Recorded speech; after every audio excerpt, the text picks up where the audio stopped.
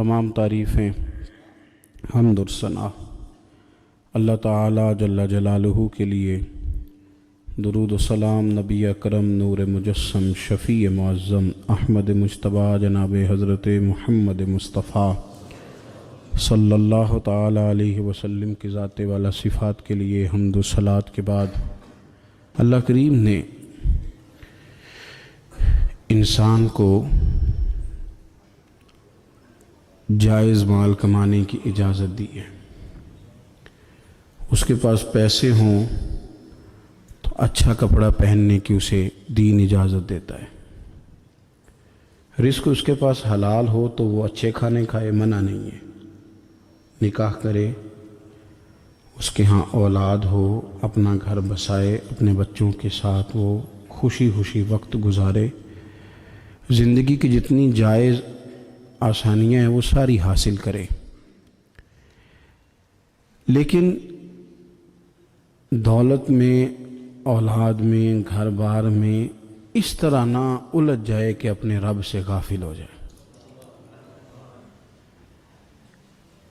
इंसान से मजबूरी में कोई काम हो जाए तो वो तो माफ़ होता है, लेकिन वो कहे कि मैं भूल गया था, मेरा ध्यान नहीं रहा था, मुझे याद नहीं रहा था, तो ये गफलत है।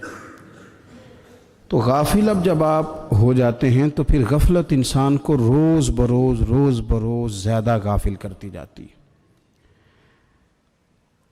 माल कमाते कमाते मकसद माल नहीं बनाना, दौलत हासिल करते करते मोहब्बत दौलत की नहीं दिल में पैदा करनी। बाल बच्चे, घर बार, मकान, इसके पीछे भागते भागते ऐसा ना हो कि पलट कर देखें तो हमारा बहुत सा रूहानी, फिक्री और ज़हनी नुकसान हो चुका हो। बहुत सारे लोग हम में से ऐसे हैं जो अल्हम्दुलिल्लाह मकसूद नहीं दौलत को बनाते, जिनका मकसूद रिज़्क़ हलाल ज़रूर है लेकिन वो उसको अपने ज़हन पे सवार नहीं करते, सिर्फ़ दौलत की हो के ज़िंदा नहीं है, वो अल्लाह के बंदे बन के ज़िंदा है। रसूलुल्लाह सल्लल्लाहु अलैहि वसल्लम के ग़ुलाम बन के फ़ख्र महसूस करते हैं। दौलत की तरफ जितनी ज़्यादा हमारी तवज्जो हो गई है और माल की जानिब जितना ज़्यादा हमारा ज़हन हो गया है, सारे रिश्ते माल में तुलने लग गए हैं, हर चीज़ को इसी ऐनक से देखा जाने लगा है। अल्लाह ताला ने कुरान मजीद में इरशाद फरमाया कि या अय्युहल्लज़ीना आमनू ला तुल्हिकुम अम्वालुकुम वला औलादुकुम अन ज़िक्रिल्लाह। ऐ ईमान वालो, तुम्हारा माल और तुम्हारी औलाद तुम्हें अल्लाह के ज़िक्र से कहीं गाफिल न कर दे। औलाद भी तुम्हारी है, माल भी तुम्हारा ही है, रहेगा भी तुम्हारे पास, लेकिन इसकी मौजूदगी में गाफिल ना हो जाना, गाफिलों जैसी ज़िंदगी ना बिताना। जो लोग सड़क को मंजिल बना लेते हैं वो रास्ते में रह जाते हैं। सड़क जो होती है वो रास्ता होती है, मंजिल नहीं होती। ये जो रिस्क है, दौलत है, माल है, औलाद है, ये तो सारा रास्ता है अल्लाह की तरफ जाने का, कि थोड़ा सा रिस्क हलाल कमाएं, कमर सीधी हो जाए और फिर हम अपने रब करीम की इबादत करें। हम रिस्क हलाल कमाएं ताकि हम हाथ फैलाने से बचें और हम अल्लाह के बंदों की ज़रूरियात का ख्याल करें, दीन के कामों में अपने आप को मशगूल करें, कुछ न कुछ अपना हिस्सा पेश करें। ये मकसूद था, ये मंजिल नहीं, ये तो सिर्फ एक रास्ता था। हमने अब क्या किया है कि यही चीज़ हमारी मंजिल बन के रह गई है। रात पैसे गिनना, सवेरे उठ के फिर गिनना शुरू कर देना, पैसों में रिश्तों को तोलना, पैसे के साथ ही अपने आप को हर वक्त लगाए रखना, उलझ के रह गए हैं लोग, उलझ के। और फिर कोई बंदा जीत नहीं रहा। हमारे दादा भी यही कहते थे कि कुछ पैसे कमाने हैं ताकि बच्चे पाल लूँ, ये कहते कहते चले गए। हमारे अब्बा भी यही कहते थे, फिर उसके बाद हमने भी यही बोलनी शुरू कर दी है। तो जीता तो कोई भी नहीं, जीता तो कोई भी नहीं। माल को ज़रूर हासिल करें। हज़रत भावलक नक्शबंद बुखारी रहमतुल्लाह अलैह फरमाते, मैंने ना मिना के मैदान में एक नौजवान देखा जो लाखों का कारोबार कर रहा था, लाखों का, दिनारों का कारोबार करता था, सोने चांदी हीरे जवाहरात का काम करता था। लेकिन फरमाते मैंने उसके दिल पे नज़र डाली, लाखों का काम करता था पर उसका दिल एक मिनट के लिए भी अपने रब की याद से गाफिल नहीं था। ہر وقت اس کا دل اپنے مالک کی یاد میں مصروف تھا، ہر وقت۔ ارشاد فرماتے ہیں کہ میرا شروع میں اس کے بارے میں گمان یہ تھا کہ دیکھو یہ شخص کیا کر رہا ہے، پیسہ کما رہا ہے، دولت کے چکر میں پڑا ہوا ہے۔ فرماتے ہیں کہ پھر میں نے ایک اور منظر دیکھا، ایک اور رنگ میں نے دیکھا کہ وہ کما رہا تھا، اور پھر اختتام حج پہ میں نے دیکھا کہ جو کمایا تھا سارا اللہ کے بندوں پہ خرچ کر رہا تھا۔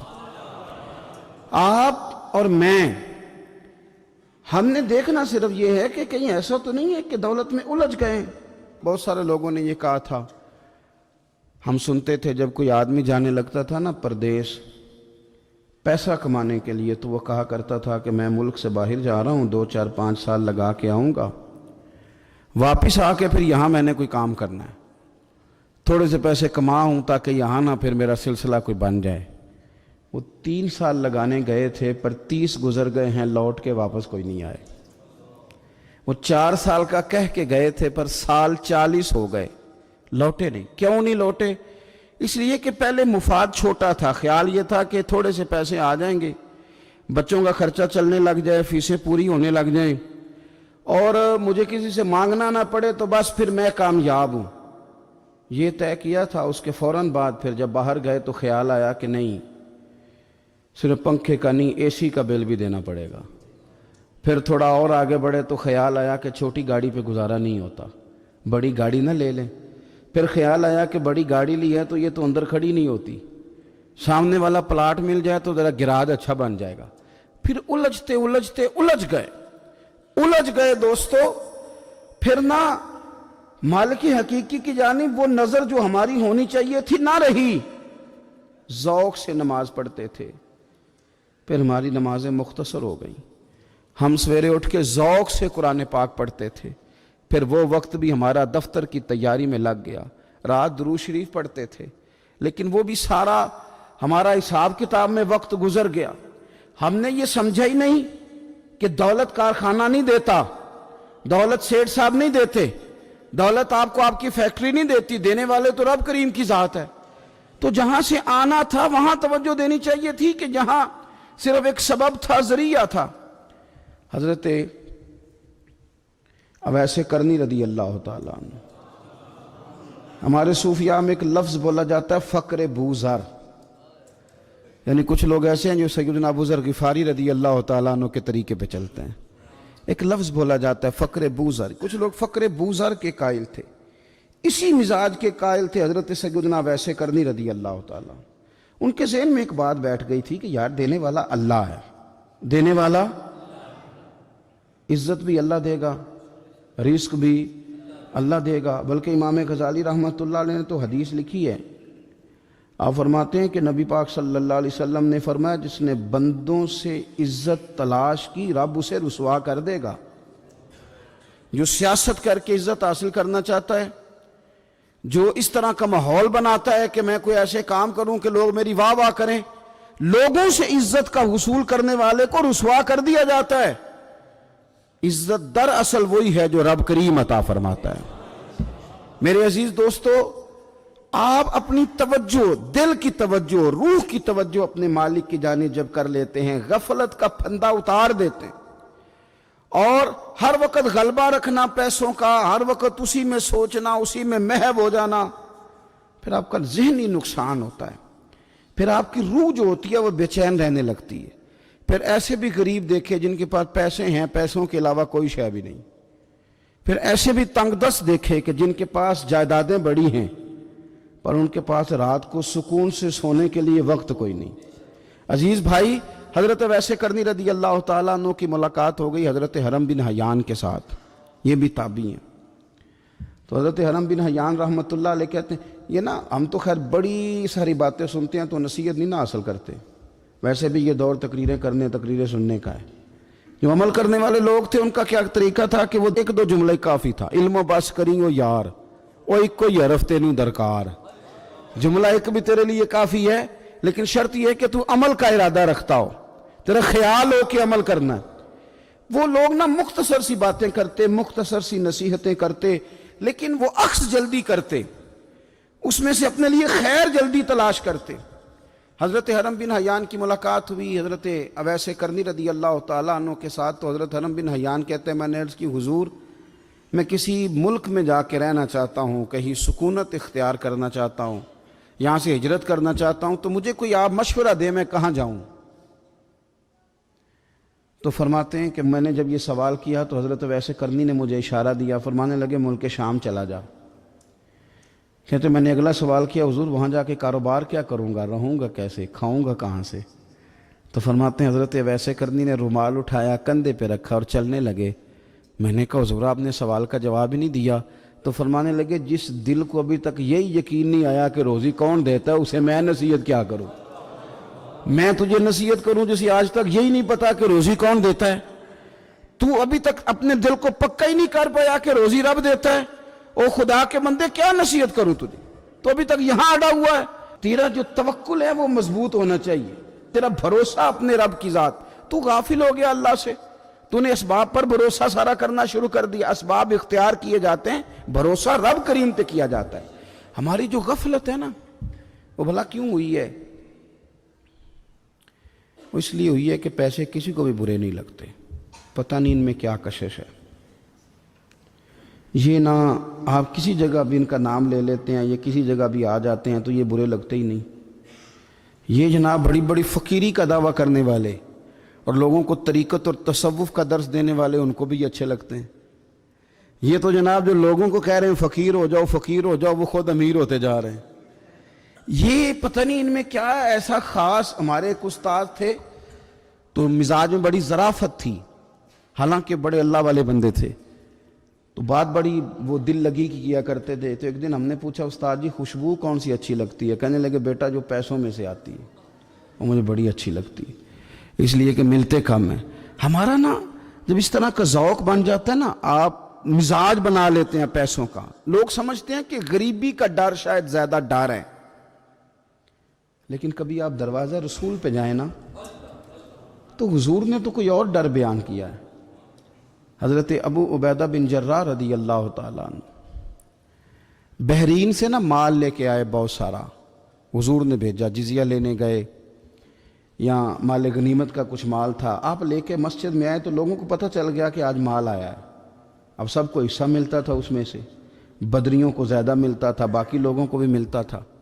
تو فجر کی نماز کے بعد لوگ گھروں کو جایا کرتے تھے، لیکن آج پتہ چلا نا مال آیا ہے۔ تو یہ سیاستہ میں حدیث موجود ہے، سب لوگ مسجد میں بیٹھے رہے۔ حضور علیہ السلام نے فرمایا تمہیں پتہ چل گیا مال آیا ہے؟ عرض کی حضور ہاں۔ فرمایا تمہیں بانٹنے لگے ہیں، دینے لگے ہیں۔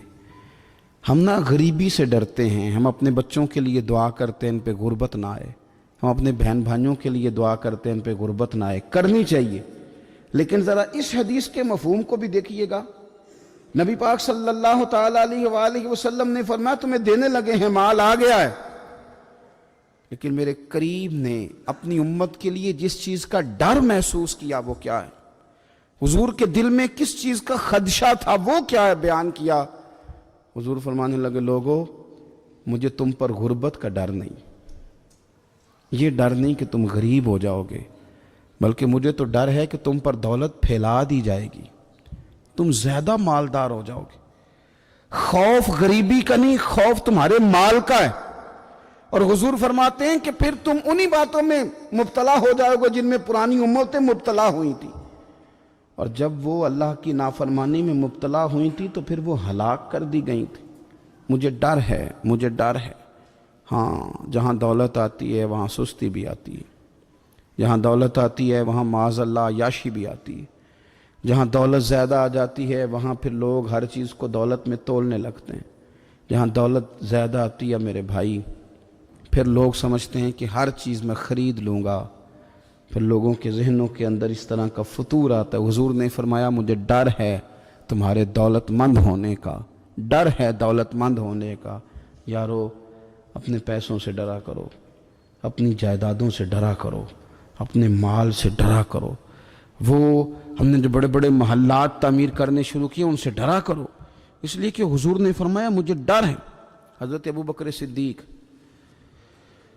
رضی اللہ تعالیٰ عنہ تشریف فرما تھے۔ ہمارے نا بچے بہت زیادہ آسانی مانگتے ہیں۔ اقبال نے کہا لہو مجھ کو رلاتی ہے جوانوں کی تن آسانی۔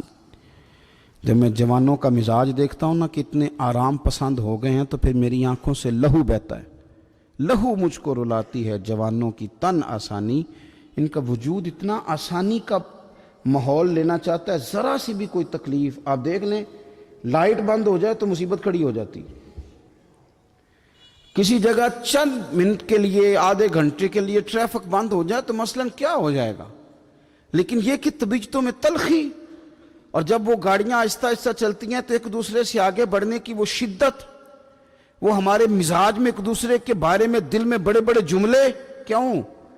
اس لیے کہ ہماری طبیعت آسانی پسند ہے، ذرا سی بھی کوئی رکاوٹ ہم نہیں برداشت کرتے، تھوڑی دیر کے لیے ٹھہرنا پڑ جائے ہمارے لیے بڑا مشکل کام ہے۔ آپ ہمیں ہماری مرضی کے خلاف کوئی بات کر دیں تو ہمیں بگڑا ہوا سمجھیں، ہماری طبیعت میں وہ آسانی ہے۔ یہ آسانیاں انسان کو پھر بڑے بڑے کام نہیں کرنے دیتی، پھر انسان کمزور پڑ جاتا ہے، پھر وہ کوئی کسی انقلابی تحریک کا کبھی حصہ نہیں بن سکتا۔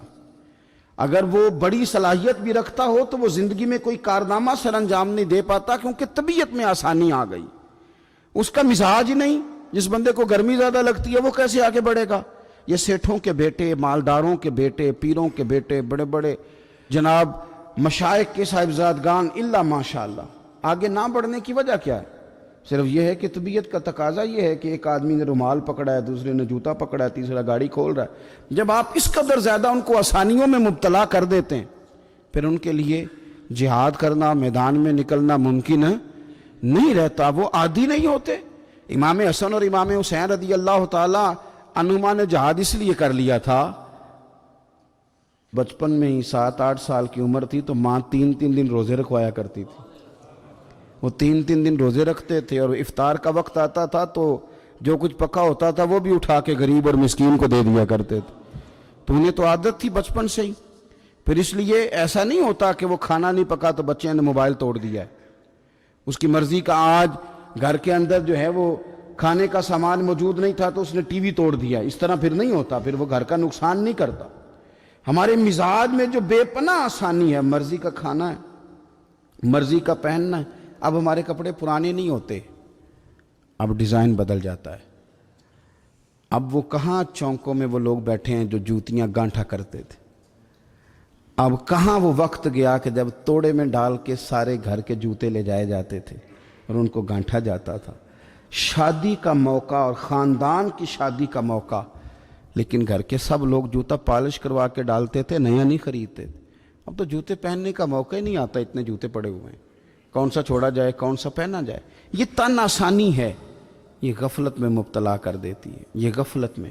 میرے رسول کریم صلی اللہ تعالی علیہ وسلم رات کو آرام کرنے کے لیے تشریف لے گئے تو حضرت بلال حبشی رضی اللہ تعالیٰ عنہ فرماتے ہیں کہ کسی صحابی نے نا آج موٹا گدا لا کے دیا، کہا حضور کی پشت اتھر پر نا میں موٹے بان کی چارپائی کے نشان دیکھتا ہوں، تو یہ گدا آج میرے کریم کے نیچے بچھاؤ، یہ بستر آرام دے۔ حضرت بلال کہتے ہیں میرا بھی بڑے دنوں سے خیال تھا، میں نے وہ ڈبل کر کے نا بچھا دیا، حضور نے آرام کیا، میرے دل کو بڑی تسلی ہوئی۔ صبح محبوب تشریف لائے، فرمایا رات میرا بستر کس نے بچھایا تھا؟ عرض کی حضور میں نے بچھایا تھا۔ فرمایا اٹھا لو، آج کے بعد نہ بچھانا، مجھے تو نیند بڑی گہری آئی ہے، میرے کئی نفل رہ گئے۔ فرمایا میں تمہاری دنیا کے اندر آرام کرنے نہیں آیا، میں تو مسافر ہوں، اپنا وقت بتانے کے لیے آیا ہوں، تم نے یہ میرے لیے نیچے اتنا آرام دہ بستر کیوں بچھا دیا؟ حضور سید عالم صلی اللہ علیہ وسلم کے کمر پر موٹے بان کی چارپائی کے نشان دے کر حضرت عمر جیسا بندہ رو پڑا جو مزاجن سخت مزاج ہے، اور عرض کی حضور یہ آپ کی کیا کیفیت ہے؟ کیسر و کسرا اللہ کے دشمن اتنی آسانیوں میں اور آپ اس حال میں؟ تو حضور نے فرمایا عمر تم یہ پسند نہیں کرتے کہ دنیا میں تھوڑی سی مشکل برداشت کریں اور آخرت کی ساری عزتیں اللہ ہمیں ہی عطا فرمائے؟ فرمایا میں کوئی تمہاری دنیا سے کچھ حاصل کرنے نہیں آیا۔ میرے عزیز یہ نا تن آسانی سے تھوڑا بچیں۔ غفلت کی بنیادی وجہ یہ ہے ہم نے اپنی مرضی کا کھانا ہے، اپنی مرضی کا، یعنی بہت ساری چیزیں ایسی ہیں جن کو ہم ناپسند کرتے ہیں، حالانکہ سیدہ عائشہ صدیقہ رضی اللہ تعالیٰ عنہ فرماتی ہیں کھانا پک جاتا تھا، کریم نے کبھی نہیں فرمایا مجھے ناپسند، کبھی طبیعت نہ چاہتی تو چھوڑ دیتے تھے، لیکن کبھی ہم نے عیب نکالتے نہیں دیکھا۔ بھائی تن آسانی ہمیں غافل کر رہی ہے، ہم سوتے ہی اس بستر میں جو سویرے آنکھ کھلنے نہیں دیتا، ہم نے اوڑھ ہی وہ والے بستر لیے ہیں، ہم نے کمرے اس طرح بند کیے ہیں کہ وہاں تو ہوا مشکل سے آتی، تو آواز کسی کی کیسے آئے گی؟ دادا آوازیں دیتے رہے، فجر کا وقت ہو گیا، والد کہتے رہے، مؤذن نے روز اذان پڑھی، پر چونکہ ہم نے کمرہ ہی بڑا آرام دہ بنایا تھا، ہم نے قریب کوئی چیز آنے نہیں دی۔ یہ تھوڑے دن پہلے ہمارے شہر کا واقعہ، ایک صاحب نے ضلع گجرانوالہ کے ایک گاؤں میں ایک صاحب نے کیا کیا ہے، انہوں نے کہا کہ جناب میں تمہیں روز منع کرتا ہوں کہ اذان پڑھا کرو، بعد میں نعت